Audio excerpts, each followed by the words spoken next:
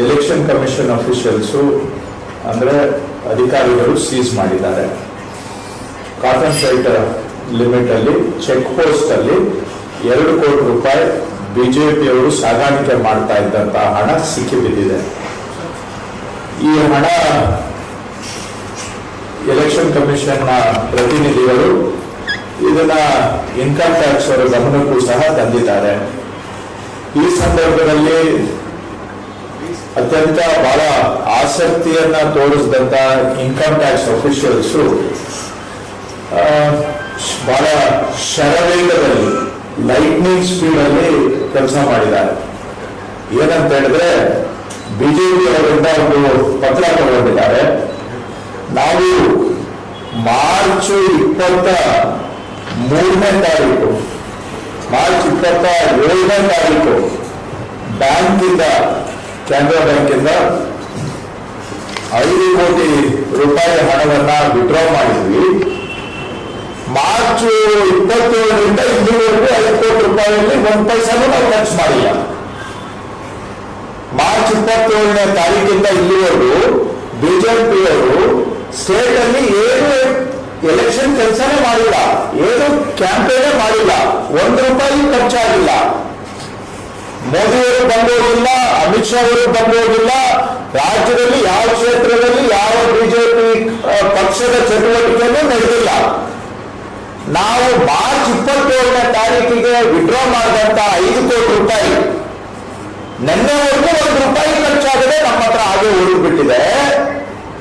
ಆ ಉಳಿದೋಗಿರೋ 5 ಕೋಟಿ ರೂಪಾಯಿಯಲ್ಲಿ 2 ಕೋಟಿ ರೂಪಾಯಿ ನಾವು ಮೈಸೂರು, ಚಾಮರಾಜನಗರ ಮತ್ತೆ ಮಂಗಳೂರು ಕ್ಷೇತ್ರಗಳಲ್ಲಿ ಚುನಾವಣಾ ಖರ್ಚಿಗಾಗಿ 2 ಕೋಟಿ ರೂಪಾಯಿ ಕ್ಯಾಶ್ ಅನ್ನ ಕಳಿಸ್ಕೊಡ್ತಾ ಇದ್ದೇವೆ. ಯಾಕಂದ್ರೆ ಈ ದೇಶದಲ್ಲಿ ಬ್ಯಾಂಕಿಂಗ್ ವ್ಯವಸ್ಥೆನೇ ಇಲ್ಲವಲ್ಲ. ಹಣ ಒಂದು ಕಡೆಯಿಂದ ಇನ್ನೊಂದು ಕಡೆಗೆ ಹೋಗ್ಬೇಕಾದ್ರೆ ಕಾರಲ್ಲಿ ನೋಟುಗಳನ್ನ ತುಂಬಿಕೊಂಡು ಹೋಗ್ಬೇಕು. ಬ್ಯಾಂಕ್ ಇಲ್ಲ, RTGS ಇಲ್ಲ. 21ನೇ ಶತಮಾನದಲ್ಲಿ ಡಿಜಿಟಲ್ ಪೇಮೆಂಟ್, ಡಿಜಿಟಲ್ ಇಂಡಿಯಾದಲ್ಲಿ ಡಿಜಿಟಲ್ ಪೇಮೆಂಟ್ ಇಲ್ಲ. ಹಾಗಾಗಿ ಹಿಂದೆ 1000 ವರ್ಷಗಳ ಇದ್ದಂತಹ ಪರಿಸ್ಥಿತಿಯಲ್ಲಿ ಕರವನ್ನ ವಸೂಲಿ ಮಾಡಿದೀವಲ್ಲ, ಆ ಕರವನ್ನ ನಾವೇ ಹೊತ್ತು ಸಾಗಿಸಬೇಕಾಗಿದೆ. ಅದಕ್ಕಾಗಿ ನಮ್ಮ ವಸೂಲಿ ಮಾಡಿದಂತಹ ದುಡ್ಡನ್ನ ಇವತ್ತು ನಾವು ಕ್ಯಾಶ್ ಮುಖಾಂತರ ಚಾಮರಾಜನಗರ, ಮೈಸೂರು, ದಕ್ಷಿಣ ಕನ್ನಡ ಲೋಕಸಭಾ ಕ್ಷೇತ್ರಗಳಿಗೆ ಕಳಿಸ್ಕೊಡ್ತಾ ಇದ್ದೀವಿ ಅಂತ ಪತ್ರವನ್ನ ಕೊಡ್ತಾರೆ. ಸೊ ಪತ್ರ ಕೊಟ್ಟ ಕೂಡಲೇ ಅವ್ರ ಇನ್ಕಮ್ ಟ್ಯಾಕ್ಸ್ ಆಫೀಸರ್ ಬಹಳ ಅವರ ಉತ್ಸುಕತೆಯನ್ನ ನಾವು ಏನು ಅಭಿನಂದನೆ ಹೇಳಬೇಕು ಗೊತ್ತಿಲ್ಲ. ದೇಶದಲ್ಲಿ ಇಷ್ಟೊಂದು ಶರವೇಗದಲ್ಲಿ ಕೆಲಸ ಮಾಡುವಂತ ಅಧಿಕಾರಿಗಳು ಇದ್ದಾರೆ ಅಂತ ನೋಡಿದಾಗ ಸಂತೋಷ ಪಡಬೇಕು, ಭ್ರಮನಿರಸನ ಆಗಬೇಕು, ಗೊತ್ತಾಗ್ತಾ ಇಲ್ಲ. 6-7 ಗಂಟೆಗೆ ಬಿಜೆಪಿಯಿಂದ ಸ್ಪಷ್ಟೀಕರಣ ತೆಗೆದುಕೊಳ್ತಾರೆ. ರಾತ್ರಿ 10 ಗಂಟೆ ಆಗೋಷ್ಟೊತ್ತಿಗೆ ಇವರು ವಾಪಸ್ ಆರ್ಡರ್ ಅನ್ನ ಪಾಸ್ ಮಾಡ್ತಾರೆ. ಏನಂತ ಅಂದ್ರೆ, ನಾನು ವೆರಿಫೈ ಮಾಡಿದ್ದೇನೆ, ಈ 5 ಕೋಟಿಯಲ್ಲೇ ಈ 2 ಕೋಟಿ ಕಳಿಸ್ತಾ ಇದ್ದಾರೆ, ಎಲ್ಲ ಅವ್ರದ್ದು ದುಡ್ಡು ಎಲ್ಲಾನು ಕೂಡ ಅಕೌಂಟೆಡ್ ಫಾರ್ ಇದೆ. ಹಾಗಾಗಿ ಈ 2 ಕೋಟಿ ದುಡ್ಡು ಅಕೌಂಟೆಡ್ ಇದೆ, ಇದನ್ನು ಅವ್ರಿಗೆ ವಾಪಸ್ ಕೊಡಿ ಅಂತ ಆದೇಶ ಪಾಸ್ ಮಾಡ್ತಾರೆ. ಎಲ್ಲಿದ್ದೀವಿ ಸ್ವಾಮಿ ನಾವು? ಚುನಾವಣೆಯಲ್ಲಿ 2 ಕೋಟಿ ರೂಪಾಯಿ ಕ್ಯಾಶ್ ಸೀಸ್ ಆಗಿದ್ದು, ಅದನ್ನ ವಾಪಸ್ ಕೊಡಿ ಅಂತ ಇನ್ಕಮ್ ಟ್ಯಾಕ್ಸ್ ಆಫೀಸರ್ ಆರ್ಡರ್ ಮಾಡ್ತಾರೆ. ನಾನು ಕ್ಯಾಂಡಿಡೇಟ್ ಆಗಿದ್ದೇನೆ ಸ್ವಾಮಿ, 7 ಬಾರಿ ಎಲೆಕ್ಷನ್ ಮಾಡಿದ್ದೇನೆ. ನಾನು 1 ರೂಪಾಯಿಯೂ ಕೂಡ ಇವತ್ತು ನನ್ನ ಅಕೌಂಟ್ ಮುಖಾಂತರ ಪೇಮೆಂಟ್ ಮಾಡಬೇಕು, ಅಕೌಂಟ್ ಮುಖಾಂತರ ಪೇಮೆಂಟ್ ಮಾಡಬೇಕು. ನನಗೆ ಯಾರೇ ಡೊನೇಷನ್ ಕೊಟ್ಟರು ಅಕೌಂಟ್ ಅಲ್ಲಿ ಚೆಕ್ ಅಲ್ಲಿ ತಗೋಬೇಕು. ನಾನು ಯಾರಾದ್ರೂ ಪೇಮೆಂಟ್ ಮಾಡಿದ್ರೆ, ಒಂದು ಪಾಂಪ್ಲೆಟ್ಗೆ ಪೇಮೆಂಟ್ ಮಾಡಿದ್ರೆ ನಾನು ಅಕೌಂಟ್ ಅಲ್ಲಿ ಪೇಮೆಂಟ್ ಮಾಡಬೇಕು. ದೇಶದಲ್ಲಿ ಒಂದು ಕಾನೂನು ಇದೆ, 50,000 ರೂಪಾಯಿಗಿಂತ ಮೇಲಿನ ಯಾವುದೇ ಟ್ರಾನ್ಸಾಕ್ಷನ್ ಕ್ಯಾಶ್ ಅಲ್ಲಿ ಆಗಬಾರದು ಅಂತ ದೇಶದ ಕಾನೂನು ಇದೆ. ಇಲ್ಲಿ 2 ಕೋಟಿ ರೂಪಾಯಿ ಕ್ಯಾಶಲ್ಲಿ ಟ್ರಾನ್ಸಾಕ್ಷನ್ ಆಗ್ತಾ ಇದೆ. ಚುನಾವಣಾ ನೀತಿ ಸಂಹಿತೆ ಮಾಡೆಲ್ ಕೋಡ್ ಆಫ್ ಕಂಡಕ್ಟ್ ಹೇಳುತ್ತೆ 10 ಲಕ್ಷಕ್ಕಿಂತ ಮೇಲೆ ಇನ್ನೂ ಕ್ಯಾಶ್ ಇರಬಾರದು ಅಂತ ಹೇಳಿ ಅಂತ. ಅಂತಾದ್ರೆ ವಿಚಾರದಲ್ಲಿ 2 ಕೋಟಿ ರೂಪಾಯಿಗೆ ಕ್ಲೀನ್ ಚಿಟ್ ಅಷ್ಟೇ ಅಲ್ಲ, ವಾಪಸ್ ಕೊಡಿ ಅವರಿಗೆ ಅಂತಾನು ಕೂಡ ಆದೇಶ. ಇದೇನು ನಾವು ಕಾನೂನಿನ ಅಡಿ ನಡೀತಾ ಇದೆಯಾ ಚುನಾವಣೆ, ಪ್ರಜಾಪ್ರಭುತ್ವಕ್ಕಾಗಿ ಚುನಾವಣೆ ಮಾಡ್ತಾ ಇದ್ದೀವ? ಈ ರೀತಿಯ ಆದೇಶ ನಾನು ತಮಗೆ ಕೇಳಲಿಕ್ಕೆ ಬಯಸ್ತೇನೆ. ಇದು ಇಡೀ ಪ್ರಜಾಪ್ರಭುತ್ವದ ವ್ಯವಸ್ಥೆಯ ಮೇಲೆ ನಿರ್ದಿಷ್ಟ ದಾಳಿ, ಸರ್ಜಿಕಲ್ ಸ್ಟ್ರೈಕ್ ಆನ್ ಡೆಮಾಕ್ರಸಿ ಹೌದಾ ಅಲ್ವಾ ಅಂತ ನಾನು ತಮ್ಮನ್ನ ಕೇಳಲಿಕ್ಕೆ ಬಯಸ್ತೇನೆ. ಇವತ್ತು ಈ ರೀತಿಯಾಗಿ ಕಾನೂನಿಗೆ ಕಿರುಮಂತ್ರ ಹಾಕಿ ಸಂವಿಧಾನಕ್ಕೆ, ಪ್ರಜಾಪ್ರಭುತ್ವಕ್ಕೆ ಎಳ್ಳು ನೀರನ್ನ ಬಿಟ್ಟು ಚುನಾವಣೆಯನ್ನ ನಡೆಸುವಂತ ಪರಿಸ್ಥಿತಿಗೆ ಬಂದರೆ ಇದನ್ನ ಪ್ರಜಾಪ್ರಭುತ್ವ ಅಂತ ಕರಿಬೇಕಾ? ಈ ರೀತಿಯಾಗಿ ಕೆಲವು ಅಧಿಕಾರಿಗಳು ಸ್ವಾಭಿಮಾನವನ್ನ ಬಿಟ್ಟು ದೇಶದ ಸಂವಿಧಾನದ ಹೆಸರಿನಲ್ಲಿ ಪ್ರಮಾಣ ಮಾಡಿ ಆ ಸಂವಿಧಾನಕ್ಕೆ ಕೊಡುಗೆ ಹಾಕೋ ರೀತಿಯಲ್ಲಿ ಕೋಟ್ಯಾಂತರ ರೂಪಾಯಿ ಇಲ್ಲೀಗಲ್ ಆಗಿ ಕಲೆಕ್ಟ್ ಮಾಡಿದ ದುಡ್ಡಿಗೆ ಕ್ಲೀನ್ ಚಿಟ್ ಕೊಟ್ಟು ಮನಿ ಲಾಂಡ್ರಿಂಗ್ ಕೆಲಸವನ್ನ ಇವತ್ತು ಬ್ಲಾಕ್ ಮನಿಯನ್ನ ವೈಟ್ ಮನಿಯಾಗಿ ಕನ್ವರ್ಟ್ ಮಾಡೋ ಕೆಲಸಕ್ಕೆ ಕೆಲವು ಅಧಿಕಾರಿಗಳು ಶಾಮೀಲಾಗಿ ಮಾಡ್ತಾ ಇರೋದು ಇದು ಪ್ರಜಾಪ್ರಭುತ್ವದ ಮೇಲೆ ಸರ್ಜಿಕಲ್ ಸ್ಟ್ರೈಕ್, ಪ್ರಜಾಪ್ರಭುತ್ವಕ್ಕೆ ದಾಳಿ ಇದು. ಹಾಗಾದ್ರೆ ಇನ್ನು ಮೇಲೆ ನಾನು ಕೇಳಲಿಕ್ಕೆ ಬಯಸ್ತೇನೆ, ಇನ್ಕಮ್ ಟ್ಯಾಕ್ಸ್ ಅವರಿಗೆ, ಈ ಅಧಿಕಾರಿಗೆ, ಎಲೆಕ್ಷನ್ ಕಮಿಷನ್ಗೂ ಕೇಳಲಿಕ್ಕೆ ಬಯಸ್ತೇನೆ. ನಾನು ಇನ್ಮೇಲೆ ಕೆಪಿಸಿಸಿ ಇಂದಾನು ನಾವು 1 ಕೋಟಿ ರೂಪಾಯಿ ಡ್ರಾ ಮಾಡಿ ನಮ್ಮ ಹತ್ರ ಇಟ್ಕೊಳ್ತೀವಿ. ಯಾರಿಗಾದ್ರೂ ಎಲ್ಲಾದ್ರೂ ದುಡ್ಡಾದ್ರೆ ನಾವು ಲೆಟ್ ಇಶ್ಯೂ ಮಾಡ್ತೇವೆ, ಇದು ನಾವು ವಿಡ್ರಾ ಮಾಡಿದ್ದೇವೆ, ನಾವು ಇಂಥ ಕಡೆಗೆ ಕಳಿಸ್ತಾ ಇದ್ದೇವೆ ಅಂತ. ಆ ಎಲ್ಲಾ ದುಡ್ಡನ್ನು ಕೂಡ ನೀವು ಮನ್ನಾ ಮಾಡಿ ನಮ್ಗೆ ವಾಪಸ್ ಮರುಕಳಿಸ್ತೀರಾ? ಮಾರ್ಚ್ 27ನೇ ತಾರೀಕು ಡ್ರಾ ಮಾಡಿ ಏಪ್ರಿಲ್ 21ನೇ ತಾರೀಕುವರೆಗೆ ಖರ್ಚೇ ಆಗಿಲ್ಲ ದುಡ್ಡು ಅಂತೇಳಿ ಯಾವುದೋ ದುಡ್ಡು ಸಿಕ್ಕಾಕೊಂಡಾಗ ಯಾವುದೋ ಡೇಟಲ್ಲಿ ವಿಡ್ರಾ ಆಗಿರೋದನ್ನ ತೋರಿಸ್ಬಿಟ್ಟು ಇದು ಆ ಡೇಟ್ಗೆ ವಿಡ್ರಾ ಆಗಿದೆ ಅಂತ ಇವರು ಲೆಟರ್ ಇಶ್ಯೂ ಮಾಡಿ ಗೋಲ್ಮಾಲ್ ಮಾಡಿ ಮುಚ್ಚಾಕುವಂತಾದ್ರು ಮಾಡ್ತಾರಲ್ಲ. ಈಗ ಇದೇ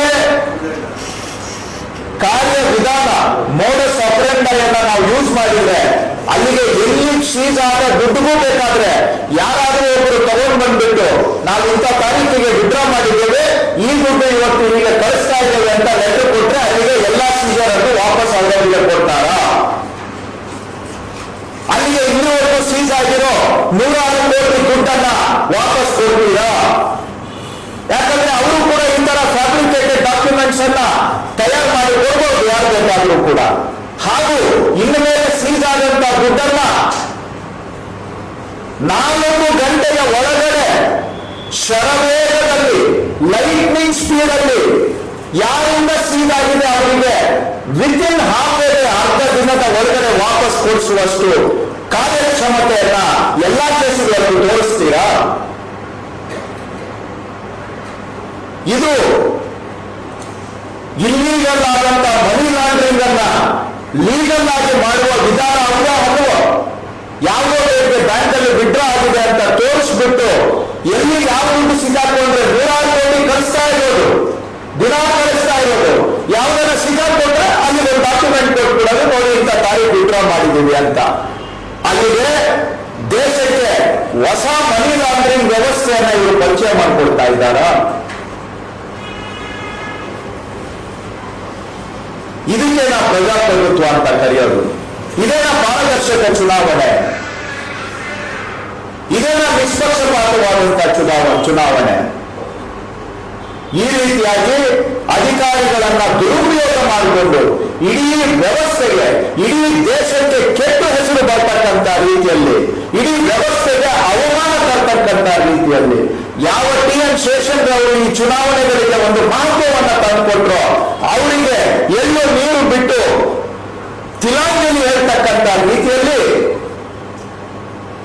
ಇದು ರಂಗೋಲಿ ಕೆಳಗೆ ಬಿಟ್ಟೋದಲ್ಲ, ಪ್ರಜಾಪ್ರಭುತ್ವ ವ್ಯವಸ್ಥೆಯನ್ನೇ ಬುಡಮೇಲು ಮಾಡತಕ್ಕಂಥ ರೀತಿಯಲ್ಲಿ ಕಾನೂನನ್ನ ಗಾಳಿಗೆ ತೂರಿ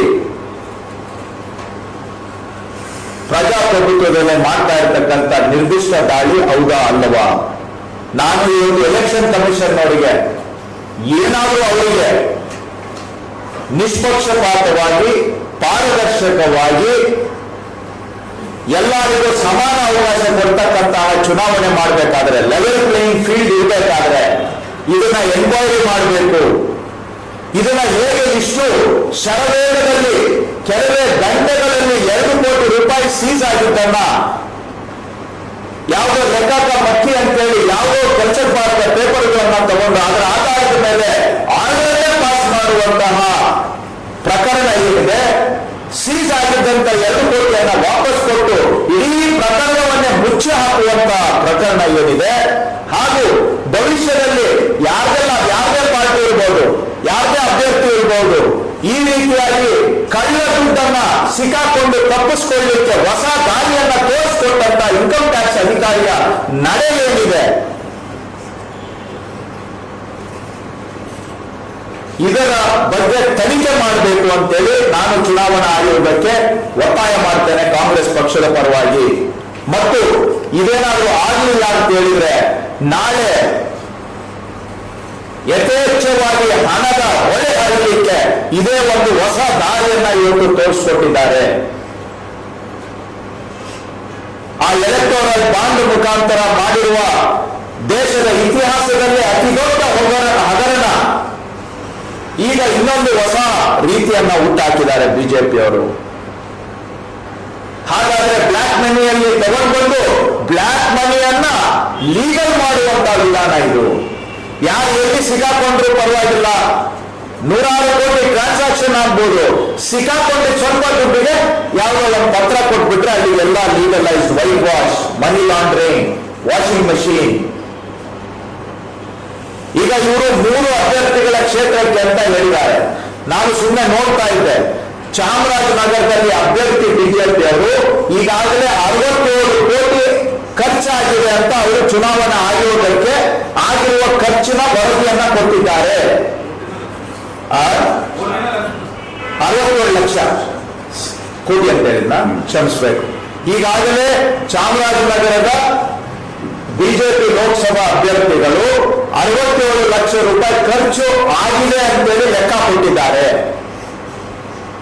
ಹಾಗೇನೆ ಬಹುಶಃ ಮೈಸೂರು ಮತ್ತು ಮಂಗಳೂರಲ್ಲೂ ಕೂಡ 50-60 ಲಕ್ಷ ಈಗಾಗಲೇ ಖರ್ಚಾಗಿದೆ ಅಂತ ಹೇಳಿದ್ರೆ ಅಲ್ಲಿಗೆ ಒಬ್ಬ ಅಭ್ಯರ್ಥಿಗೆ ಬಹುಶಃ 96 ಲಕ್ಷನ ಏನೋ ಖರ್ಚಿನ ಮಿತಿ, 95 ಲಕ್ಷ ಖರ್ಚಿನ ಮಿತಿ ಇರುವಾಗ ಮೈಸೂರಲ್ಲಿ 70 ಲಕ್ಷ ಖರ್ಚಾಗಿದೆ, ಚಾಮರಾಜನಗರದಲ್ಲಿ 67 ಲಕ್ಷ ಬಹುಶಃ ಖರ್ಚಾಗಿದೆ.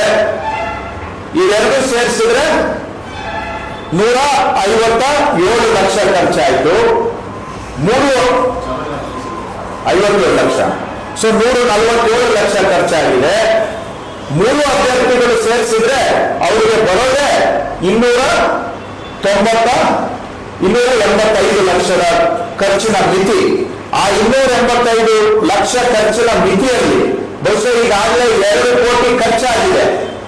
ಹಾಗಾದ್ರೆ ಈ 2 ಕೋಟಿ ಅಲ್ಲಿಗೆ ಸೇರಿದ್ರೆ ಚುನಾವಣಾ ವೆಚ್ಚದ ಮಿತಿ ಮೀರಿದಾಗ ಆಗುತ್ತಾ ಇಲ್ವೋ?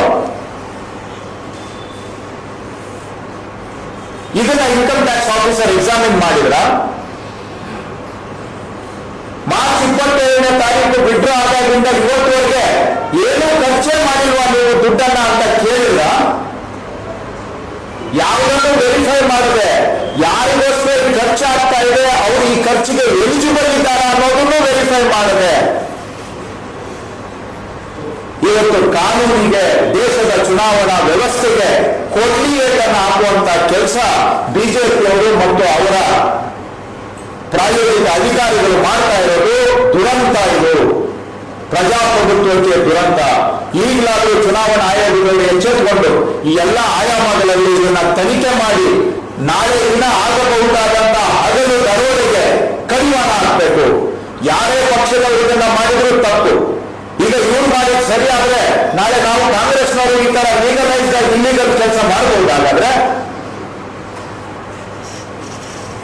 ಕಾನೂನು ಹೇಳ್ಕೊಂಡು ಕಾನೂನಿಗೆ ಅಪಚಾರ ಮಾಡಬಹುದಾ? ಹಾಗಾಗಿ ಇದನ್ನ ತಡೆಗಟ್ಟಬೇಕು ಅಂತ ಹೇಳಿದ್ರೆ ಚುನಾವಣಾ ಆಯೋಗದವರು ಏನಾದರೂ ಸ್ವಲ್ಪ ಏನಾದರೂ ಗೌರವ ಅಂತ ಇದ್ರೆ, ಸ್ವಾಭಿಮಾನ ಅಂತ ಇದ್ರೆ, ಏನಾದರೂ ಯಾವ ಸಂವಿಧಾನದ ಮೇಲೆ ಪ್ರಮಾಣ ಮಾಡಿದ್ದಾರೆ ಅದರ ಬಗ್ಗೆ ಕಿಂಚಿತ್ತು ಕಾಳಜಿ ಇದ್ರೆ ಈ ತರಹ ಹಗಲು ದರೋಡೆಗೆ ಕಡಿವಾಣ ಹಾಕಬೇಕು ಅಂತ ನಾನು ಒತ್ತಾಯ ಮಾಡ್ತೇನೆ ಪಕ್ಷದ ಪರವಾಗಿ.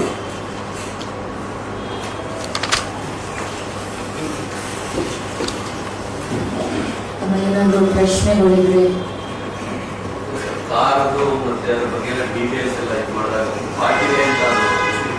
ಅವರೇ ಒಪ್ಕೊಂಡಿದ್ದಾರೆ.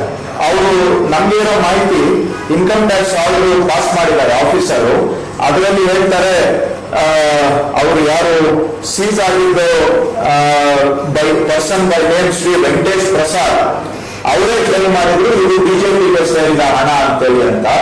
ಅದಾದ್ಮೇಲೆ ಇವರು ನೋಡಿ ಸೀಸ್ ಆಗಿರೋದು ಮಧ್ಯಾಹ್ನ, ಸೀಸ್ ಮಾಡಿದವರು ನಮ್ಮ ಲೋಕಲ್ ಆಫೀಸರ್ಸ್.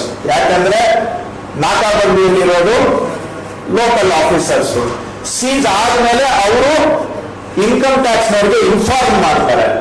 ಬಹುಶಃ ನೆನ್ನೆ ಸಂಜೆ ಅಷ್ಟೊತ್ತಿಗೆ ಅವರಿಗೆ ಇನ್ಫಾರ್ಮೇಶನ್ ಹೋಗಿದೆ ಅಂತ ಇಟ್ಕೊಳ್ಳೋಣ, ಆಯ್ತಾ? 1 or 2 hours ಅಲ್ಲಿ ಅವರಿಗೆ ಸಂಜೆ ಇನ್ಫಾರ್ಮೇಶನ್ ಹೋಗೋಷ್ಟೊತ್ತಿಗೆ ಬಿಜೆಪಿಗೆ ಸೇರಿದ್ದು ಅಂತ ಡ್ರೈವರೇ ಹೇಳ್ತಾ ಇದ್ದಾರೆ ಅಂತ ಹೇಳಿದ ಕೂಡಲೇ ಆಮೇಲೆ within 1 or 2 hours BJP office ಇಂದ ಇದಕ್ಕೆ ಉತ್ತರದ ಪತ್ರವನ್ನ ತೆಗೆದುಕೊಂಡಿದ್ದಾರೆ.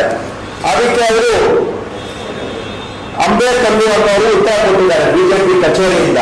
ಇದು ನಮಗೆ ಸೇರಿದ ಹಣ, ಇದನ್ನ ನಾವು ಕೆನರಾ ಬ್ಯಾಂಕ್ ಇಂದ ಮಾರ್ಚ್ 27ನೇ ತಾರೀಕು ವಿಡ್ರಾ ಮಾಡಿದ್ವಿ. ಆ ವಿಡ್ರಾ ಮಾಡಿದ್ದಕ್ಕೆ ಕೆನರಾ ಬ್ಯಾಂಕ್ ಸ್ಟೇಟ್ಮೆಂಟ್ ಕೊಟ್ಟಿದ್ದಾರೆ. ಮಾರ್ಚ್ 25 ವಿಡ್ರಾ ಆಗಿದ್ದು ದುಡ್ಡು ನಮ್ಮ ಹತ್ರನೇ ಇತ್ತು. ಆ 5 ಕೋಟಿಯಲ್ಲಿ 2 ಕೋಟಿ ಇವಾಗ ಕಳಿಸ್ತಾ ಇದ್ದೀವಿ. ಅಲ್ಲಿಗೆ ಅರ್ಥ ಏನು?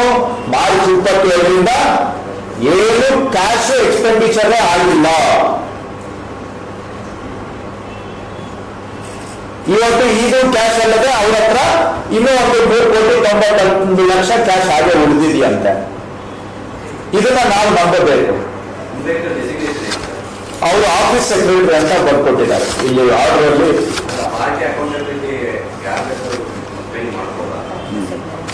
ಅವರು ನಾನು ಆಫೀಸ್ ಅಡ್ಮಿನ್ ಇಲ್ಲ, ನೀವು ಕೇಳೋದು ಪ್ರಶ್ನೆ ಸರಿ ಇದೆ. ಬಿಕಾಸ್ ಇದು ಬರುವಂತಹದ್ದು ಟ್ರೆಜರರ್ ನ ಜವಾಬ್ದಾರಿ. ಟ್ರೆಜರರ್ ಮೂವ್ ಮಾಡಬೇಕಾಗಿರೋದು, ಟ್ರೆಜರರ್ ಸಂದರ್ಶಿ ಕೊಡಬೇಕಾಗಿರೋದು, ವಿಡ್ರಾ ಮಾಡೋ ಪವರ್ಸ್ ಇರೋದು ಟ್ರೆಜರರಿಗೆ. ಆದ್ರೆ ಇಲ್ಲಿ ಆಫೀಸ್ ಸೆಕ್ರೆಟರಿ ಅವರು ಕೊಟ್ಟಿದ್ದಾರೆ. ಆಫೀಸ್ ಸೆಕ್ರೆಟರಿ ಮಧ್ಯಾಹ್ನ ಸೀಜರ್ ಆಗಿದೆ, ಬಹುಶಃ ಸಾಯಂಕಾಲ ನೋಟಿಸ್ ಹೋಗಿದೆ. ಆ ವಿತಿನ್ 1 hour 2 hours ಅಲ್ಲಿ ರಿಪ್ಲೈ ಬಂದಿದೆ. ರಾತ್ರಿ ನಮ್ಗಿರೋ ಮಾಹಿತಿ 10-11 ಗಂಟೆ ಸುಮಾರು ಅಷ್ಟೊತ್ತಿಗೆ ಇದನ್ನ ಖುಲ್ಲಾ ಮಾಡಿದ್ದಾರೆ. ಇವತ್ತು ಬೆಳಿಗ್ಗೆ ಅರ್ಲಿ ಮಾರ್ನಿಂಗ್ ಇವತ್ತು ಆರ್ಡರ್ ಪಾಸ್ ಮಾಡಿದ್ದಾರೆ, ಈ ದುಡ್ಡನ್ನ ವಾಪಸ್ ಕೊಡಿ ಅಂತೇಳಿ. ಲಾಸ್ಟ್ ಲೈನ್ ಓದಿ ಹೇಳ್ಬಿಡ್ತೇನೆ ತಮ್ಗೆ. In view of the above, the intercepted cash of 2 crore rupees is not liable to be seized. ಅಂದ್ರೆ ವಾಪಸ್ ಕೊಡಿ, it is not liable to be seize. ನೀವು ಸೀಸ್ ಮಾಡಿದ್ದೇ ತಪ್ಪು. ಇದು ನಡೀತಾ ಇರುವಂತಹ ವ್ಯವಸ್ಥೆ. ಹಾಗಾಗಿ ನೋಡಿ, ಈ ಪಾರ್ಟಿ ಆ ಪಾರ್ಟಿ ಅಂತಲ್ಲ, ಯಾರು ಇದರಲ್ಲಿ ಪರಿಪಕ್ವ ಅಲ್ಲ, ಯಾರು ಅಪರಂಜಿನೂ ಅಲ್ಲ, 24 ಕ್ಯಾರೆಟ್ ಗೋಲ್ಡು ಅಲ್ಲ. ಆದರೆ ಈ ತರಹ ಹಗಲು ದರೋಡೆ ಮಾಡೋದಕ್ಕೆ ಕಾನೂನಲ್ಲೇ ಅವಕಾಶ ಮಾಡಿಕೊಟ್ರೆ ನಾಳೆ ಚುನಾವಣಾ ವ್ಯವಸ್ಥೆ ಎಲ್ಲಿಗೆ ಬರುತ್ತೆ ಸ್ವಾಮಿ? ಇವಾಗ ಕಾನೂನುಗಳು ಇದ್ದುಕೊಂಡೇ ಹಣದ ಪ್ರಭಾವ ನಮ್ಗೆಲ್ಲ ಗೊತ್ತಿದೆ. ಇನ್ನ ಕಾನೂನನ್ನೇ ನಾವು ಹರಿದು ಬಿಸಾಕಿದ್ರೆ ನಾಳೆ ಏನಾಗುತ್ತೆ ಚುನಾವಣಾ ವ್ಯವಸ್ಥೆ?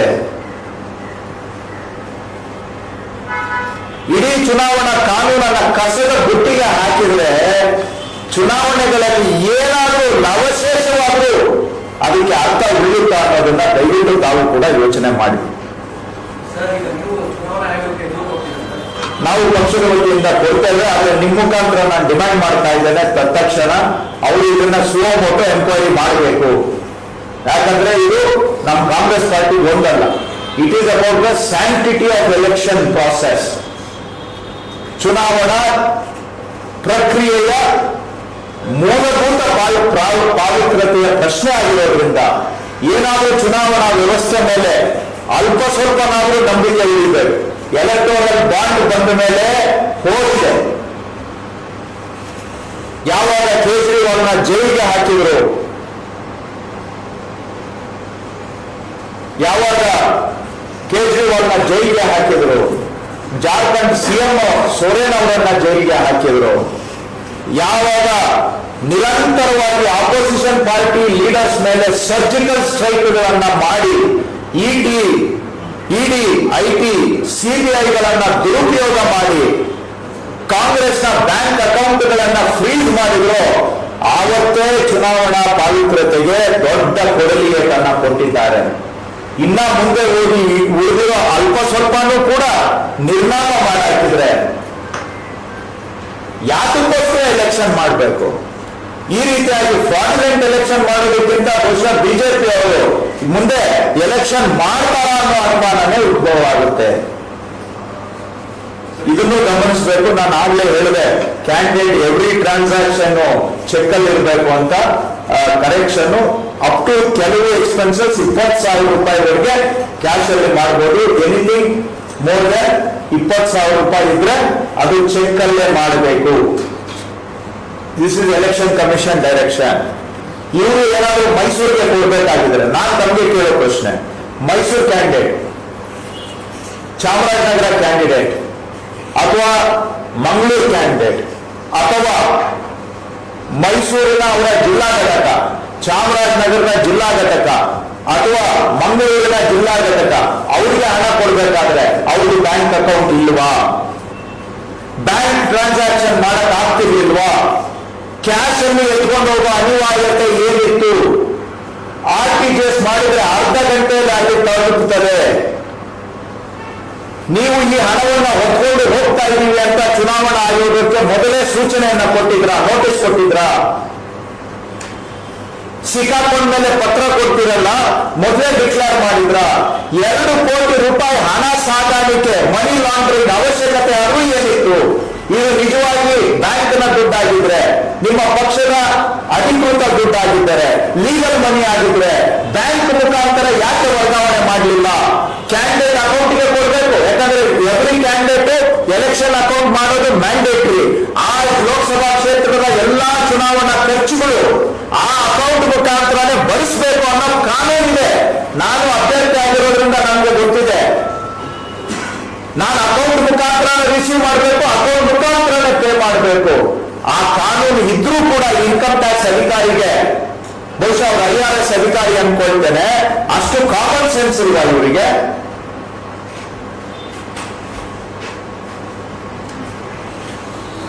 ಹೀಗಾಗಿ ಇದನ್ನ ತಾವು ಕೂಡ ಚುನಾವಣೆ ಹಿತದೃಷ್ಟಿಯಿಂದ, ಪ್ರಜಾಪ್ರಭುತ್ವದ ಹಿತದೃಷ್ಟಿಯಿಂದ ತಮ್ಮ ಗಮನದಲ್ಲಿ ಇರಬೇಕು. ತಮ್ಮಂತವರು ಕೂಡ ಪ್ರಶ್ನೆ ಕೇಳಬೇಕು ಅಂತ ನಿಮ್ಮ ಮುಖಾಂತರ ನಾನು ಕೇಳಲಿಕ್ಕೆ ಬಯಸ್ತೇನೆ. ಹಾಗಂತೇಳಿ ನಾವು ಎಲ್ಲ ಈ ಇಂಗ್ಲಿಷ್ ನಲ್ಲಿ ಒಂದು ಮಾತಿದೆ, throw the baby along with the bath water ಅಂತ ಹೇಳಿ. ಹಾಗಾದ್ರೆ ಎಲ್ಲ ಸೇರಿ ಚುನಾವಣೆ ಮಾಡೋದೇ ಬೇಡ, ಹಾಗಾದ್ರೆ ಡಿಕ್ಲೇರ್ ಮಾಡ್ಬಿಡೋಣ ನಮ್ದು ದೇಶದಲ್ಲಿ ಪ್ರಜಾಪ್ರಭುತ್ವ ಮುಗಿಯಿತು ಅಂತ. ಹಾಗಾದ್ರೆ ಸಂವಿಧಾನ ತಾನೇ ಯಾಕೆ ಬೇಕು? ಸಂವಿಧಾನ ಅದ್ರ ಜೊತೆಗೆ ಬಿಸಾಕ್ಬಿಡೋಣ. ನೀವು ಹೇಳೋ ವಾದವನ್ನ ನಾನು ಅನುಸರಿಸಿದ್ರೆ, ನಾವು ಕೈ ಚೆಲ್ಲಿ ಕೂರೋದು ಒಂದೇ ಇದಕ್ಕೆ ಮಾರ್ಗ ಅಂತ ಹೇಳಿದ್ರೆ, ನಾನು ತಪ್ಪು ಮಾಡ್ತೇನೆ ಅದಕ್ಕೆ ಯಾರು ಪ್ರಶ್ನೆನೇ ಮಾಡಬಾರ್ದು ನಾನು ಅಂತ ಹೇಳೋದೇ ಆದ್ರೆ, ಅಲ್ಲಿಗೆ ವ್ಯವಸ್ಥೆ ಅಂತ ಯಾಕೆ ನಾವು ನಾಟಕ ಆಡ್ಬೇಕು? ಬಿಟ್ಬಿಡಿ. ಹಾಗಾದ್ರೆ ಚುನಾವಣೆಯಲ್ಲಿ ಯಾರು ಎಷ್ಟು ಬೇಕಾದ್ರೂ ಖರ್ಚು ಮಾಡ್ಬೋದು, ಯಾರು ಎಷ್ಟು ಬೇಕಾದ್ರೂ ವಸೂಲಿ ಮಾಡ್ಬೋದು. ಎಲೆಕ್ಟೋರಲ್ ಬಾಂಡ್ ಅನ್ನೋ ಅದನ್ನ ಯಾಕೆ ಡೈರೆಕ್ಟ್ ಆಗಿ ತಗೊಳ್ಳೋಣ? ಡೊನೇಷನ್ ಡೈರೆಕ್ಟ್ ಆಗಿ ಖರ್ಚು ಮಾಡೋಣ. ಹಾಗಾದ್ರೆ ಅದನ್ನೇ ಲೀಗಲೈಸ್ ಮಾಡ್ಬಿಡೋಣ. ಯಾಕೆ ಕದ್ದು ಮುಚ್ಚಿ ಮಾಡೋದು? ಅಟ್ಲೀಸ್ಟ್ ಆ ಸವಲತ್ತು ನಮಗೂ ಕೊಡಿ. ಲೆವೆಲ್ ಪ್ಲೇಯಿಂಗ್ ಫೀಲ್ಡ್ ಆದ್ರೂ ಇರ್ಬೇಕಲ್ಲ. ಅವ್ರಿಗೊಂದು ಕಾನೂನು, ನಮ್ಗೊಂದು ಕಾನೂನು. ಏನಿದು ಶರವೇಗ? ನಾನು ನೋಡೇ ಇಲ್ಲ. ನೀವು ಕೇಳಿದ್ದಕ್ಕೆ ಇನ್ನೂ ಉತ್ತರ ಕೊಡ್ತೇನೆ. ಈಗ ನಮ್ಮ ಕಾರ್ಯಕರ್ತರಿಗೆ ಹಿಂದೆ ಒಂದು ಬೈ ಎಲೆಕ್ಷನ್ ಮಾಡುವಾಗ ನಮ್ಮ ಕ್ಷೇತ್ರದ ಒಂದು ಕಾರ್ಯಕರ್ತ ಅವನು ಸ್ಕೂಟ್ರಲ್ಲಿ 50,000 ರೂಪಾಯಿ ದುಡ್ಡಿತ್ತು. ಏನಕ್ಕೆ ಯಾಕೆ ಬಿಟ್ಬಿಡಿ 50,000ನ 20,000ನ ಎತ್ತು ಸ್ಕೂಟ್ರು ಇಟ್ಕೊಂಡಿದ್ದು, ಆ ಸ್ಕೂಟ್ರು ಹೊರಗೆ ತಗೊಳಕ್ಕೆ 2 ವರ್ಷ ಆಯ್ತು. 2 ವರ್ಷ ಸ್ಕೂಟ್ರು ಬಿಡಿಸ್ಕೊಳ್ಳೋಷ್ಟಕ್ಕೆ. ರನ್ನಿಂಗ್ ಹಿಂದೆ ಸ್ಕೂಟ್ರ್ ನಿಂತಿದ್ರೆ ತುಕ್ಕಿಡ್ದು ಯಾವ್ದಾನ ಪಾರ್ಟ್ ಕೆಲಸ ಮಾಡುತ್ತಾ ಯೋಚನೆ ಮಾಡಿ. ಸ್ಕೂಟರ್ ಬಿಡಿಸ್ಕೊಳ್ಳೋದಕ್ಕೆ ಒಬ್ಬ ವರ್ಕಿಂಗ್ ಕ್ಲಾಸ್ ಫ್ಯಾಮಿಲಿ ಸ್ಕೂಟರ್ ಬಿಡಿಸ್ಕೊಳ್ಳೋಕೆ 2 ವರ್ಷ ಆಯ್ತು ನನಗೆ. ಇದು 2 ಗಂಟೆಯಲ್ಲಿ 2 ಕೋಟಿ ದುಡ್ಡನ್ನ ವಾಪಸ್ ಕೊಡಿ ಅಂತ ಆರ್ಡರ್ ಮಾಡ್ತಾರೆ.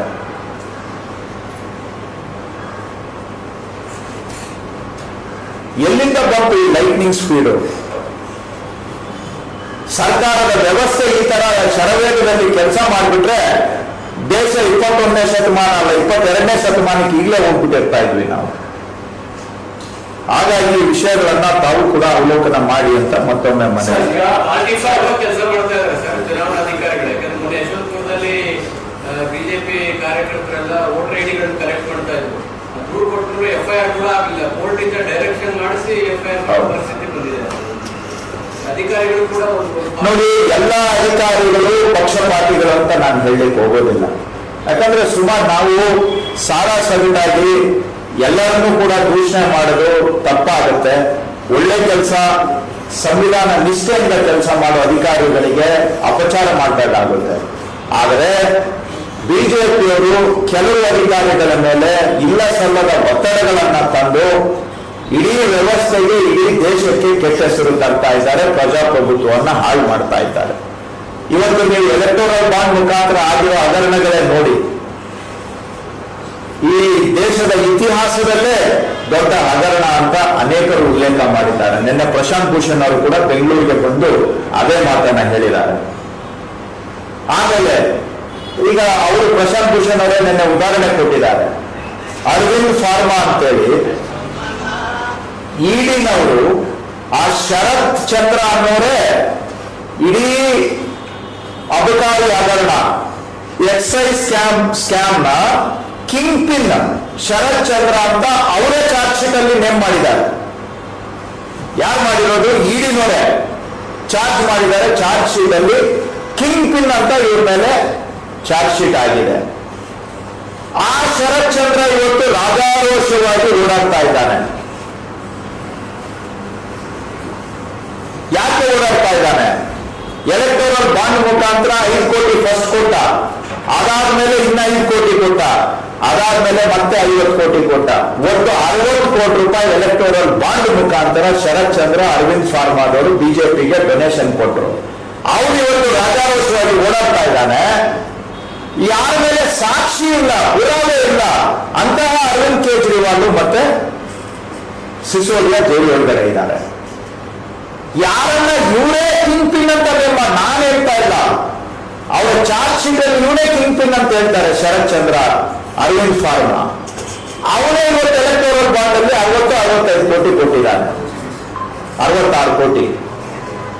ಅವನು ರಾಜಾರೋಷವಾಗಿ ಇವತ್ತು ಓಡಾಡ್ತಾ ಇದ್ದಾನೆ. ಅವನಿಗೆ ಯಾವ ನಿಬಂಧನೆ ಇಲ್ಲ, ಯಾಕಂದ್ರೆ ಬಿಜೆಪಿಗೆ ಡೊನೇಷನ್ ಕೊಟ್ಟಾನೆ.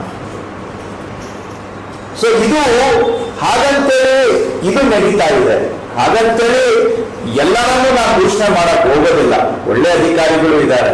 ನಾವು ಎಲ್ಲರನ್ನೂ ಒಂದೇ ಬಕೆಟ್ಗೆ ಹಾಕೋದು ಕೂಡ ಸೂಕ್ತ ಅಲ್ಲ. ಆದ್ರೆ ಅವ್ರ ಜೊತೆಗೆ ಕೈ ಜೋಡಿಸಿ ಆಗಬಾರದು ಕೆಲಸಗಳನ್ನ ಮಾಡ್ತಾ ಇರೋದು ಕೂಡ ನಡೀತಾ ಇದೆ. ಅದಕ್ಕೆ ಇದೊಂದು ಉದಾಹರಣೆ. ಸರ್, ಬಾಂಡ್ ಖರೀದಿ ಮಾಡಿದ್ರೆ ಟೆಂಡರ್ ಅಂತ ಪ್ರಭಾಕರ್ ಆರೋಪ ಮಾಡಿದ್ದಾರೆ. ನೀವು ಮೇಲ್ನೋಟಕ್ಕೆ ನೋಡಿದಾಗ ಕಾಕತಾಳೀಯ ಅಂತಾದರೂ ತಿಳಿರಿ, ಅಥವಾ ತುಲನೆ ಮಾಡಿ ನೋಡಿದಾಗ ಯಾರ್ಯಾರು ಮೇಜರ್ ಕಾಂಟ್ರಾಕ್ಟ್ ತಗೊಂಡಿದ್ದಾರೆ ಅವರೆಲ್ಲರೂ ಕೂಡ ಎಲೆಕ್ಟೋರಲ್ ಬಾಂಡ್ ಮುಖಾಂತರ ದುಡ್ಡು ಕೊಟ್ಟಿದ್ದಾರೆ. ಬಿಜೆಪಿಗೆ ದೊಡ್ಡ ಪ್ರಮಾಣದಲ್ಲಿ ದುಡ್ಡು ಕೊಟ್ಟಿದ್ದಾರೆ. ಈ ಎಸ್ಪೆಷಲಿ ಔಷಧಿಗಳನ್ನ ಮಾಡುವಂತ ಫಾರ್ಮಾ ಕಂಪನಿಗಳು ಜಾಸ್ತಿ ದುಡ್ಡು ಕೊಟ್ಟಿದ್ದಾರೆ. ಔಷಧಿ ಮಾಡೋ ಕಂಪನಿಗಳ ಹತ್ರನೂ ಕೂಡ, ಜನಗಳಿಗೆ ಔಷಧಿ ಕೊಡೋ ಕಂಪನಿಗಳ ಹತ್ರನೂ ಕೂಡ ದುಡ್ಡು ತಗೊಂಡಿದ್ದಾರೆ. ಯಾರ್ಯಾರು ಇವ್ರ ಹತ್ರ ಟೆಲಿಕಾಂ ಕಂಪನಿಗಳು ಯಾವ್ಯಾವ ನೀವು ಕಳೆದ 5-6 ವರ್ಷದಲ್ಲಿ ಸೆಂಟ್ರಲ್ ಗವರ್ಮೆಂಟ್ ಅಲ್ಲಿ ಯಾರ್ಯಾರು ಯಾವ ಕಾಂಟ್ರಾಕ್ಟ್ ಅವಾರ್ಡ್ ಆಗಿದೆ, ಯಾವ ಕೆಲಸ ಆಗಿದೆ, ಅವ್ರಿಗೆಲ್ಲರೂ ಕೂಡ ಎಲೆಕ್ಟೋರಲ್ ಬಾಂಡ್ ಮುಖಾಂತರ ಪೇಮೆಂಟ್ ಆಗಿದೆ. ಇದನ್ನ ಎಷ್ಟೋ ಜನ ನಿಮಗೆ ಸೋಷಿಯಲ್ ಮೀಡಿಯಾದಲ್ಲೇ ನೋಡಿದ್ರೆ ಯಾರಿಗೆ ಯಾವ ಕೆಲಸ ಸಿಕ್ಕಿದೆ, ಅವರು ಎಷ್ಟು ಅಮೌಂಟ್ ಕೊಟ್ಟಿದ್ದಾರೆ ಅಂತ ಕಂಪೇರ್ ಮಾಡಿ, ನಮ್ಮ ಪಾರ್ಟಿಯವರು ಮಾಡಿಲ್ಲ, ಸಾಮಾಜಿಕ ಕಾರ್ಯಕರ್ತರೇ ಇದನ್ನ ಪಟ್ಟಿ ಮಾಡಿ ನಮ್ಗೆ ಕಣ್ಣಿಗೆ ಓಪನ್ ಮಾಡಿಸಿದ್ದಾರೆ. ಸೊ ಖಂಡಿತವಾಗಿ ಇದರಲ್ಲಿ ಕೊಟ್ಟು ತಗೊಳ್ಳುವಂತದ್ದು ಕ್ವಿಡ್ ಪ್ರೋ ಕ್ವೋ ಅಂತಾರೆ. ಅಂದ್ರೆ ಅವ್ರಿಗೇನೋ ಲಾಭ ಮಾಡಿಕೊಂಡು ಅವರಿಂದ ಲಂಚ ತಗೊಳ್ಳುವಂತಹದ್ದು ಖಂಡಿತವಾಗಿ ನಡೆದಿದೆ ಎಲೆಕ್ಟೋರಲ್ ಬಾಂಡ್. ಸ್ನೇಹಿತರೆ, ಇನ್ನೊಂದು ವಿಷಯ, ನಾಳೆ ಕರ್ನಾಟಕ ರಾಜ್ಯ ನಾವು ಏನು ಬರ ಪರಿಹಾರಕ್ಕೆ ಕೇಂದ್ರಕ್ಕೆ ಮನವಿಯನ್ನ ಕೊಟ್ಟಿದ್ವಿ 7 ತಿಂಗಳ ಹಿಂದೆ. ಅದು ಕೇಂದ್ರ ಸರ್ಕಾರದವರು ಕೊಟ್ಟಿರಲಿಲ್ಲ. ಇತ್ತೀಚೆಗೆ ಕೇಂದ್ರದ ಗೃಹ ಖಾತೆಯ ರಾಜ್ಯ ಮಟ್ಟದ ಸಚಿವರು, minister of state for home affairs, ಅವರು ಶ್ರೀಯುತ ನಿತ್ಯಾನಂದ ರಾಯ್ ಅಂತ, ಅವರು ಮಾನ್ಯ ಮುಖ್ಯಮಂತ್ರಿಗಳಿಗೆ ಪತ್ರವನ್ನು ಬರೆದು ಎಲ್ಲ ಇಂಥ ತಾರೀಕಿಗೆ ತಾವು ಬರ ಪರಿಹಾರಕ್ಕೆ ಮನವಿ ಕೊಟ್ಟಿದ್ದೀರಾ, ಇಂಥ ತಾರೀಕಿಗೆ ಕೇಂದ್ರ ಸರ್ಕಾರದಿಂದ ತಂಡ ಬಂದು ಕರ್ನಾಟಕ ವೀಕ್ಷಣೆ ಮಾಡಿದೆ, ಇಂಥ ತಾರೀಕಿಗೆ ಅವರು ಅಂದ್ರೆ ಅಕ್ಟೋಬರ್ 13ನೇ ತಾರೀಕಿಗೆ, ನವೆಂಬರ್ 13ನೇ ತಾರೀಕಿಗೆ ಅವರು ವರದಿಯನ್ನ ಕೊಟ್ಟಿದ್ದಾರೆ. ನವೆಂಬರ್ 13ನೇ ತಾರೀಕು ಆದ್ಮೇಲೆ ಹೈ ಲೆವೆಲ್ ಕಮಿಟಿ ಸಭೆಗಾಗಿ ನಿರೀಕ್ಷೆಯಲ್ಲಿ ಇದ್ದೇವೆ. ಆದಷ್ಟು ಶೀಘ್ರದಲ್ಲಿ ಹೈ ಲೆವೆಲ್ ಕಮಿಟಿ ಸಭೆ ಮಾಡ್ತೇವೆ, ಕರ್ನಾಟಕದ ಪರಿಹಾರವನ್ನ ನಾವು ಪರಿಶೀಲನೆ ಮಾಡಿ ಕೊಡ್ತೇವೆ ಅಂತ ಒಂದು ಉತ್ತರ ನಮಗೆ ಮಾರ್ಚ್ 15ನೇ ತಾರೀಕು ಪತ್ರದ ಮುಖಾಂತರ ನಮಗೆ ಬಂದು ತಲುಪಿದೆ. ಸೊ ಅದರಲ್ಲಿ ಯಾಕೆ ಉಲ್ಲೇಖ ಮಾಡ್ತಾ ಇದ್ದೀನಿ ಅಂದ್ರೆ, ಕೇಂದ್ರದ ರಾಜ್ಯ ದರ್ಜೆಯ ಗೃಹ ಸಚಿವರೇ ಕರ್ನಾಟಕ ಕೊಟ್ಟಿರತಕ್ಕಂತಹ ಬರ ಪರಿಹಾರದ ಮನವಿ ತಾರೀಕು ಕೇಂದ್ರ ಸರ್ಕಾರ ಪರಿಶೀಲನೆ ಮಾಡಿರ್ತಕ್ಕಂಥದ್ದು ಹಾಗೂ ನವೆಂಬರ್ 13ರಿಂದ ಇಲ್ಲಿವರೆಗೆ ಹೋಮ್ ಮಿನಿಸ್ಟರ್ ಅಧ್ಯಕ್ಷತೆಯ HLCಗಾಗಿ ನಾವು ಸಭೆ ಮಾಡಲಿಕ್ಕೆ ಕಾಯ್ತಾ ಇದ್ದೇವೆ ಅಂತ ಅವರೇ ಒಪ್ಕೊಂಡಿರೋ ಪತ್ರ ಉತ್ತರದ ಮುಖಾಂತರ ನಮಗೆ ಬಂದಿದೆ. ಅದು ಒಂಥರ ಇಲ್ಲಿ ಇಷ್ಟಾದರೂ ಕೂಡ ನಮ್ಮ ರಾಜ್ಯದ ರೈತರಿಗೆ ಬರ ಪರಿಹಾರಕ್ಕೆ ಕೇಂದ್ರ ಹಣ ಕೊಡ್ಲಿಲ್ಲ ಅಂತೇಳಿ ನಿಮ್ಗೆ ಗೊತ್ತಿರೋ ಹಾಗೆ ನಾವು ಹೋಗಿ ಎಲ್ಲ ಸಚಿವರನ್ನ ಭೇಟಿ ಮಾಡಿದ್ವಿ, ಪ್ರಧಾನಿಗಳನ್ನ 2 ಬಾರಿ ಭೇಟಿ ಮಾಡಿದ್ದೇವೆ, ಎಲ್ಲ ಆಗಿ ಎಲ್ಲ ಮನವಿಗಳನ್ನ ಮಾಡಿ ಕೊನೆಗೆ ಅನಿವಾರ್ಯವಾಗಿ ಸುಪ್ರೀಂ ಕೋರ್ಟ್ ಮೆಟ್ಲನ್ನು ಕೂಡ ನಾವು ಹತ್ತಿದ್ದೇವೆ. 2 ವಾರದ ಹಿಂದೆ ಸೋಮವಾರ ಸುಪ್ರೀಂ ಕೋರ್ಟ್ ನಲ್ಲಿ ಪ್ರಕರಣ ಹಿಯರಿಂಗ್ಗೆ ಬಂದಿತ್ತು. ಆ ಸಂದರ್ಭದಲ್ಲಿ ಕೇಂದ್ರ ಸರ್ಕಾರದ ಪರವಾಗಿ ಹಾಜರಿದ್ದಂತಹ ಅಟಾರ್ನಿ ಜನರಲ್ ಮತ್ತು ಸಾಲಿಸಿಟರ್ ಜನರಲ್ ಇಬ್ಬರು ಸಹ 2 ವಾರದ ಸಮಯ ಕೇಳಿದ್ರು. ಸೊ ಅವರು ಮನವಿಯನ್ನ ಸುಪ್ರೀಂ ಕೋರ್ಟ್ ಅವರಿಗೆ ಆಯ್ತು ಅಂತೇಳಿ ಒಪ್ಪಿ ನಾಳೆಗೆ ಕೇಸು ಲಿಸ್ಟ್ ಆಗಿದೆ. ಸೊ ನಾವು ನಿರೀಕ್ಷೆಯಲ್ಲಿ ಇದ್ದೇವೆ, ನಾಳೆ ಸುಪ್ರೀಂ ಕೋರ್ಟ್ನ ಮಧ್ಯಪ್ರವೇಶದಿಂದ ರಾಜ್ಯಕ್ಕೆ ರೈತರಿಗೆ ಬರಬೇಕಾದಂತ ಬರ ಪರಿಹಾರ ಸಿಗಬಹುದು ಅನ್ನುವಂತ ನಿರೀಕ್ಷೆಯಲ್ಲಿ ನಾವು ಇದ್ದೇವೆ. ಸುಪ್ರೀಂ ಕೋರ್ಟ್ ಮಧ್ಯಪ್ರವೇಶ ಮಾಡಿ ನಮ್ಮ ರಾಜ್ಯದ ರೈತರಿಗೆ ಬರಬೇಕಾದಂತ ನ್ಯಾಯವನ್ನ ಒದಗಿಸಿಕೊಡ್ತಾರೆ ಅನ್ನೋ ನಿರೀಕ್ಷೆ ಇಟ್ಕೊಂಡಿದ್ದೇವೆ. ಹಾಗೆಯೇ ಈಗಲಾದರೂ ನಮ್ಮ ರೈತರಿಗೆ ಕೇಂದ್ರ ಸರ್ಕಾರ ಎಚ್ಚೆತ್ತುಕೊಂಡು ಕೊಡಬೇಕಾದಂತ ಪರಿಹಾರವನ್ನ ಈಗಲಾದರೂ ಸುಪ್ರೀಂ ಕೋರ್ಟ್ ಮಧ್ಯಪ್ರವೇಶದಿಂದಾದರೂ ಕೊಡ್ಲಿ ಅಂತ ನಾನು ಆಶಿಸ್ತೇನೆ. ಯಾಕೆಂದ್ರೆ ನಮಗೆ ಮುಖ್ಯ ರೈತರಿಗೆ ಸಿಗಬೇಕಾಗಿರ್ತಕ್ಕಂಥ ಪರಿಹಾರ ಸಿಗಬೇಕಾಗಿರೋದು ನಮಗೆ ಮುಖ್ಯ.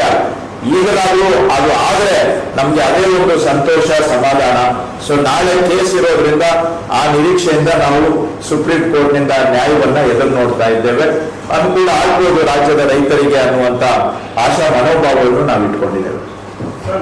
ಸುಪ್ರೀಂ ಕೋರ್ಟ್ ಪ್ರೊಟೆಸ್ಟ್ ಮಾಡ್ತಾ ಇದ್ರಿ, ದೇವೇಗೌಡರು ಮಾತು ಹೇಳಿದ್ದಾರೆ, ಕಾಂಗ್ರೆಸ್ ಸುಪ್ರೀಂ ಮೋದಿ ಅವರು ಅದನ್ನ ಅಕ್ಷಯ ಪಾತ್ರ ಮಾಡಿದ್ದಾರೆ. ಅಕ್ಷಯ ಪಾತ್ರೆ ನಾನು ಯಜಮಾನ್ರಿಗೆ ಕೇಳೋದು, ಯಜಮಾನ್ರೆ ತಾವು ಏನೋ ಮೋದಿಯವ್ರನ್ನ ಬಹಳ ಹೊಗಳ್ತಾ ಇದ್ದೀರಾ, ಹೊಗಳಿ. ಈಗ ನಮ್ ಕೆಲಸ ಆಗ್ಬೇಕಾದ್ರೆ ಹೊಗಳೋದು ನಮ್ಮ ಸಮಾಜದಲ್ಲಿ ಸಾಮಾನ್ಯ.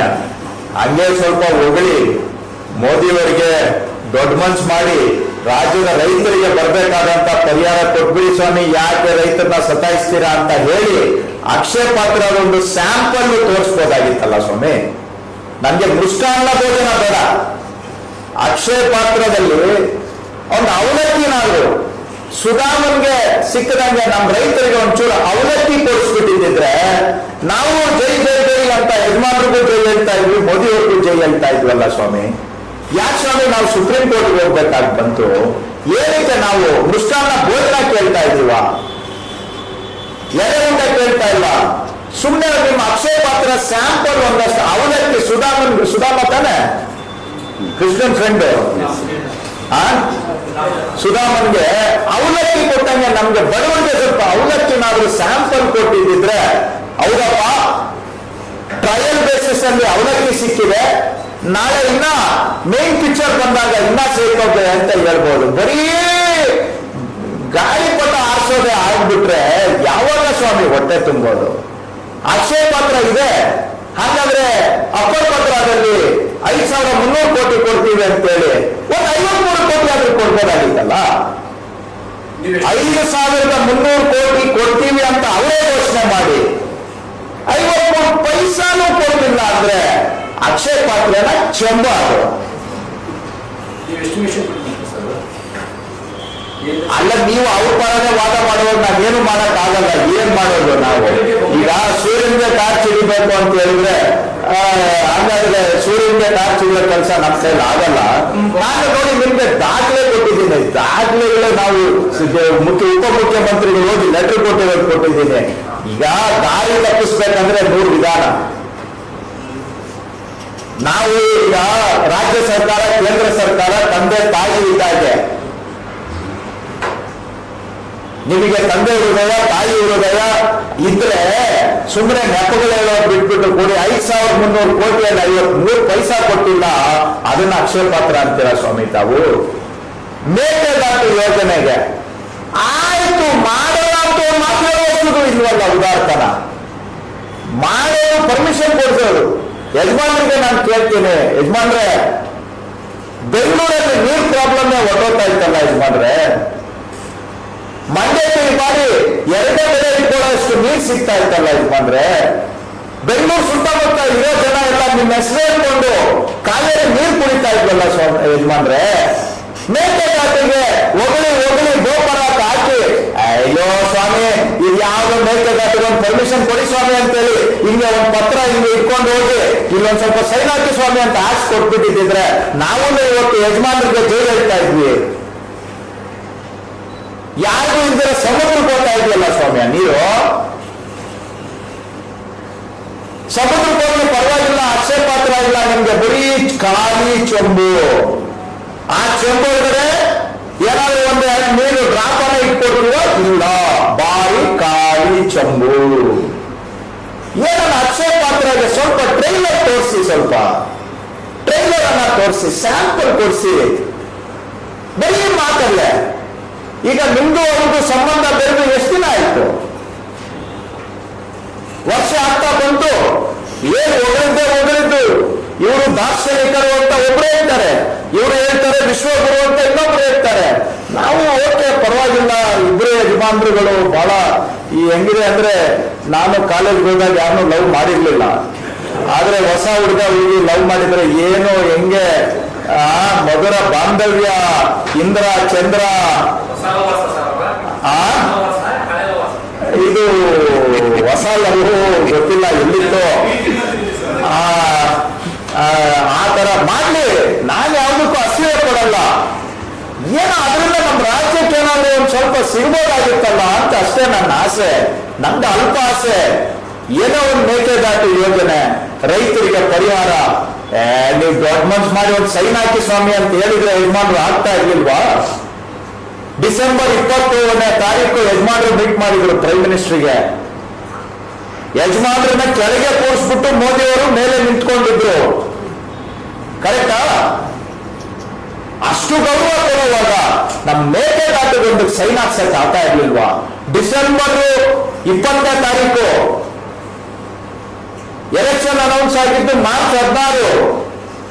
ಪ್ರೈಮ್ ಮಿನಿಸ್ಟರ್ ಇಂದ ಒಂದು ಲೆಟರ್ ಹಾಕ್ಸ್ಬಿಡ್ಬೇಕಾಗಿತ್ತು, ಮೇಕೆದಾಟು ಮಾಡ್ರಿ, ಪ್ರೋಸೆಸ್ ಮಾಡ್ರಿ, ನಮ್ಮ ಮಹದಾಯಿಗೆ ಪರ್ಮಿಷನ್ ಕೊಡ್ರಿ.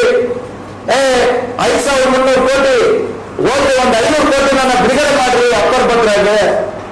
ಏನಾರ ಒಂದ್ ಸ್ವಲ್ಪನಾದ್ರು ಮೃಷ್ಟಾನ್ನ ಭೋಜನ ಬೇಡ, ಅವಲಕ್ಕಿ ಕೊಡಿಸಿ, ಆಮೇಲೆ ಹಂಗಾದ್ರೆ ಆ ಅಕ್ಷಯ ಪಾತ್ರದಲ್ಲಿ ಏನೋ ಇದೆ ಅಂತ ನಮ್ಗೂ ಭರವಸೆ ಬರುತ್ತೆ. ಇಲ್ಲ ಅಂದ್ರೆ ಅದು ಬರೀ ಚಂಬು. ನಾನು ಹೇಳ್ತಾ ಇಲ್ಲ, ನೆನ್ನೆ ಯಜಮಾನ್ರೇನೆ ತೋರಿಸಿದ್ದಾರೆ, ಇಬ್ರು ಮಾತಾಡ್ಕೊಂಡಿದ್ದಾರೆ. ಹೆಂಗೆ ನೋಡು, ಇಬ್ರು ಸೇರಿ ಚಂಬು ಕೊಟ್ಟಿದ್ದೀವಿ ಕರ್ನಾಟಕದವ್ರಿಗೆ. ಹೆಂಗಿದೆ ಚಂಬು ಅಂತ ಇಬ್ರು ಮಾತಾಡ್ಕೊತಾವ್ರೆ, ಅವರೇ ಒಪ್ಕೊಂಡಿದ್ದಾರೆ. ನೀವ್ ಯಾಕೆ ಡೌಟ್ ಮಾಡ್ತಾ ಇದ್ದೀರಾ? ಅವರೇ ಒಪ್ಕೊಂಡಿದ್ದಾರೆ ಇಲ್ವಾ? ನೆನ್ನೆ ಅದ್ ನೋಡಿದ್ರೆ ಇಲ್ಲ ಅಂತ ಯಾರಾದ್ರೂ ಬೇಜಾರಾಗಿದಾರ? ಹೆಂಗೆ ಇಬ್ರು ಸೇರಿ ಚೆಂದ ಕೊಟ್ಟಿರೋದು ಅಂತ ಮಾತಾಡ್ತಾ ಇದಾರೆ ಇಲ್ವಾ? ನೀವು ನೋಡಿ ಆ ಫೋಟೋ ನೋಡ್ಬಿಟ್ಟು ನೀವು ಹೇಳಿ ಹೌದಾ ಇಲ್ವಾ ಅಂತ. ಯಾಕೆ ನೀವು ಅವರೇ ಕ್ಲಿಯರ್ ಇದ್ದಾರೆ, ನಾವು ಯಾಕೆ ಅದನ್ನ ವಾದ ಮಾಡೋದು? ಓಕೆ, ಧನ್ಯವಾದ. ಈ ತೂಕು ಮಾಧ್ಯಮಗಳು Thank you. ಎಲ್ಲ ನಮ್ಮ ಮಾಧ್ಯಮಗಳಿಗೆ ಧನ್ಯವಾದಗಳು. ಚೆನ್ನಾಗಿದೆ ಎಲೆಕ್ಷನ್ ಅಂತಾರ. Quickly boss, I need you to the room. Together together. Sit down and talk.